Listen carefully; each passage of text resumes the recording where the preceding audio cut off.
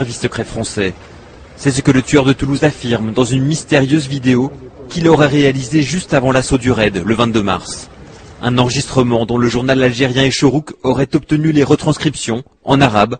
Mohamed Merah est en discussion avec un ami, Zouher, qui serait en réalité un officier des services français. C'est toi qui m'as mis dans cette histoire et cette galère. Rappelle-toi que tu m'as envoyé en Irak, au Pakistan, en Syrie pour aider les musulmans, et après je découvre que tu es à la solde des services français, que tu es un criminel et que tu es un officier des services. Sale traître. Ce qu'on comprend, c'est que Mohamed Merah est quelqu'un qui est piégé, qui n'est pour rien, enfin grosso modo, hein, qui n'est pas responsable des accusations contre lui, et qui réaffirme plusieurs fois: pourquoi est-ce que vous me tuez? Je suis innocent, vous le savez. Innocent même des 7 meurtres. C'est sans doute ce qu'il veut dire, oui. On ne pourra jamais en savoir plus.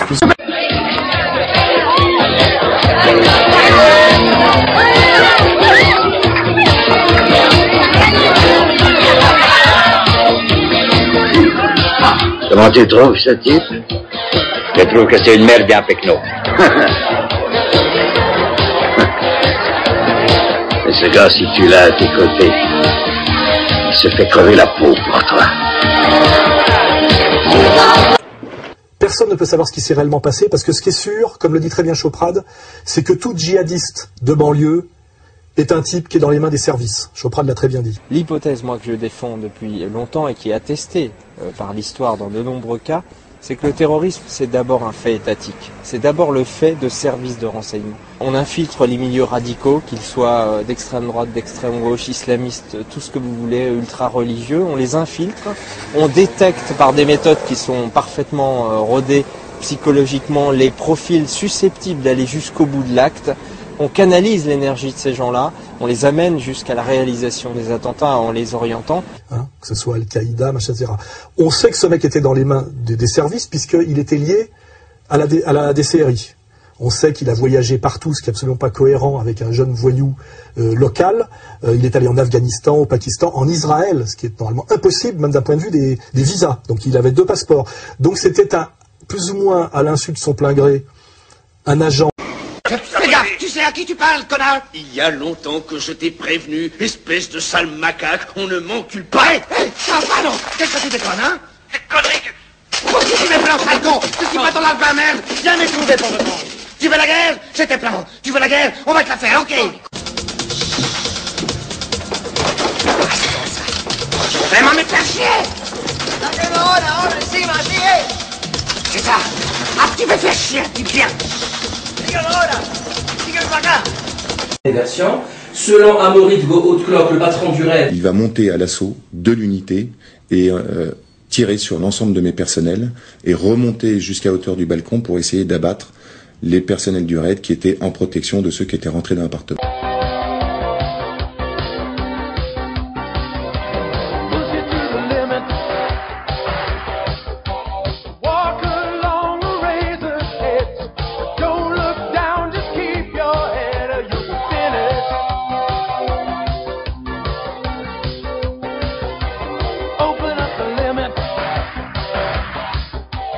selon Guéant qui était là-bas, on sait pourquoi, il a sauté. À la fin,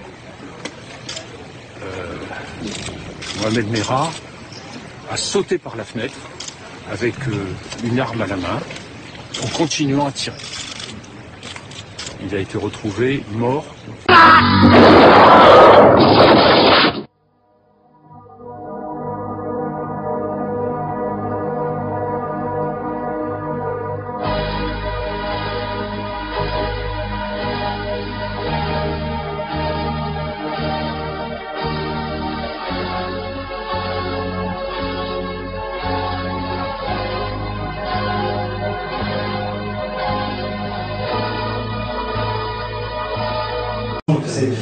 Donc voilà, et puis la seconde raison de la légitimité de cette quand même, sur moi qui n'est pas pour l'instant considéré comme un crime vis-à-vis de la loi, hein, quand même, je resitue le contexte, c'est qu'il y a eu donc Benjamin Netanyahou qui est venu faire, selon les propos de François Hollande, donc président de la République, son meeting. Il est venu dans cette école-là pour faire son meeting donc sur le dos des cadavres encore fumants. Donc il est venu chanter dans cette école. Am Israël Chai, Am Israël Chai, Am Israël Chai, Am Israël, Am Israël, Am Israël, Am Israël, Am Israël, Am Israël Chai.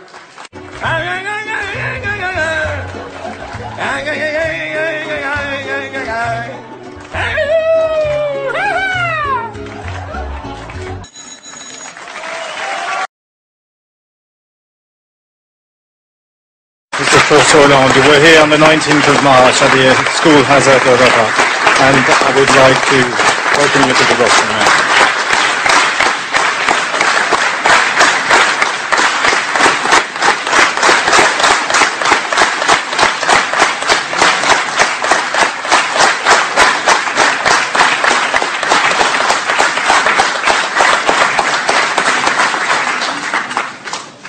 Monsieur le Premier ministre de l'État d'Israël, nous vivons un moment exceptionnel parce qu'ici s'est produite une tragédie elle-même exceptionnelle.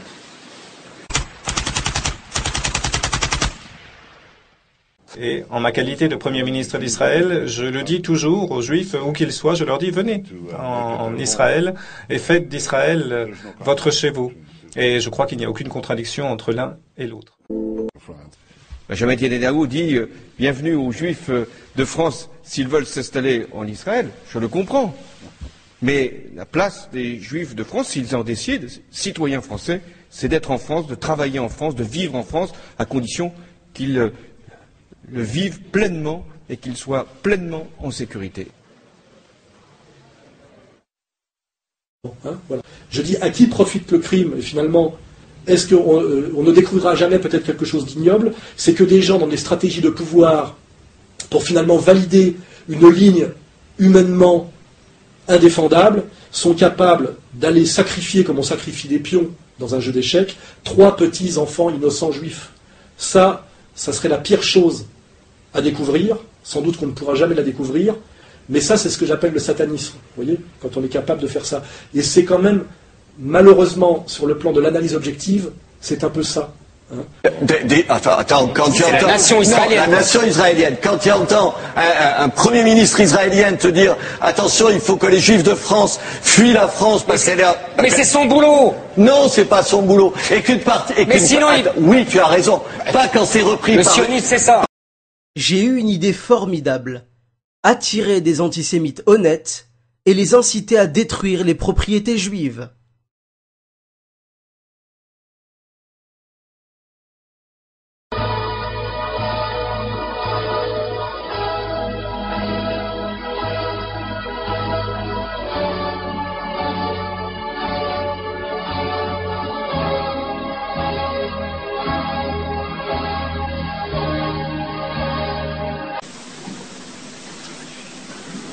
Je vais raconter